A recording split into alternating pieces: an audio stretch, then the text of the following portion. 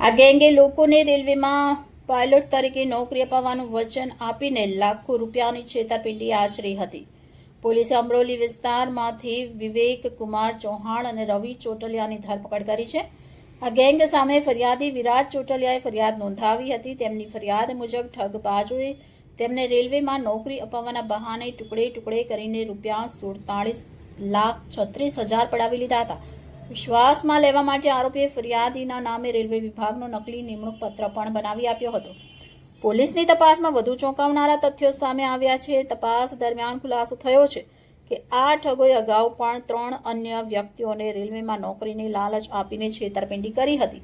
આ 3 પીડિતો પાસેથી તેમણે કુલ ₹54.75 લાખથી વધુની રકમ પડાવી લીધાનું તપાસમાં સામે આવ્યું છે.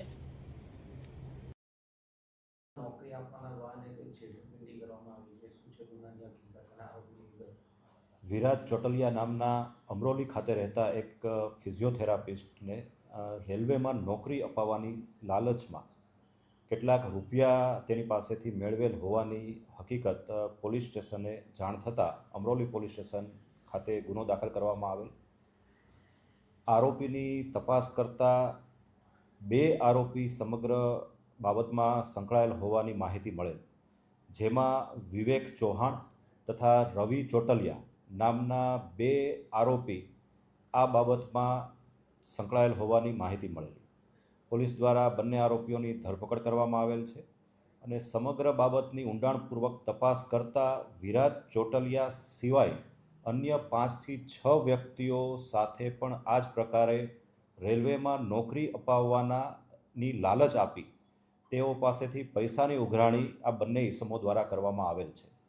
આરોપી વિવેક ચૌહાણ 2018માં રેલવેમાં કોન્ટ્રાક્ટ બેઝિસ પર નોકરી કરતો મુંબઈ ખાતે, અને આ રીતે પોતે રેલવેમાં હોવાનું અને રેલવેમાં લોકો પાયલટ તરીકે હોવાની ખોટી માહિતી પોતાના વર્તુળમાં ફેલાવેલ તથા સગા સંબંધીઓ અને તેના મિત્ર વર્તુળમાં પોતે રેલવેમાં લોકોમોટિવ પાયલોટ છે અને રેલવેમાં સારી એવી ઓળખાણ ધરાવે છે તે પ્રકારની જાહેરાતો કરી નોકરીની જરૂરિયાતવાળા લોકોને તેણે લાલચ આપેલી. રવિના મારફતે રવિ દ્વારા ખોટા રજિસ્ટ્રેશન લેટરો બનાવવામાં આવેલા અને એ રજિસ્ટ્રેશન લેટરો અલગ અલગ ભોગ બનનારને તેઓ દ્વારા આપવામાં આવેલા, જેથી સમગ્ર ઘટનાક્રમમાં બંને આરોપી દ્વારા રેલવેમાં નોકરી અપાવવાની લાલચ આપી અલગ અલગ લોકો પાસેથી પૈસાની ઉઘરાણી કરેલ હોવાની માહિતી અત્યાર સુધીમાં જાણવા મળેલ છે. સર, કેટલા લોકોને ઠગવામાં આવ્યા છે અને અત્યાર સુધી કેટલા પૈસા પડાવ્યા છે આ લોકો? અત્યાર સુધીની તપાસ દરમિયાન કુલ 6 જેટલા લોકોને આ બાબતની લાલચ આપી તેઓ પાસેથી આશરે ₹1.25 કરોડ જેટલી રકમ આ લોકો દ્વારા ઠગવામાં આવેલ હોવાની માહિતી તપાસ દરમિયાન જણાઈ આવેલ છે.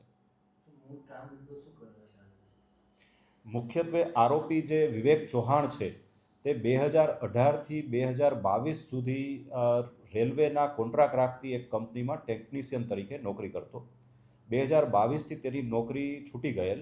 ત્યારથી લઈને આજ દિન સુધી કોઈ દેખીતો કામ ધંધો તેની પાસે નહોતો, પરંતુ તેની લાઈફસ્ટાઈલ એ જ પ્રમાણે જાળવી રાખેલી, જેથી આ પ્રકારના ઠગાઈના ધંધા તેને કરવાની જરૂરિયાત ઊભી થયેલી.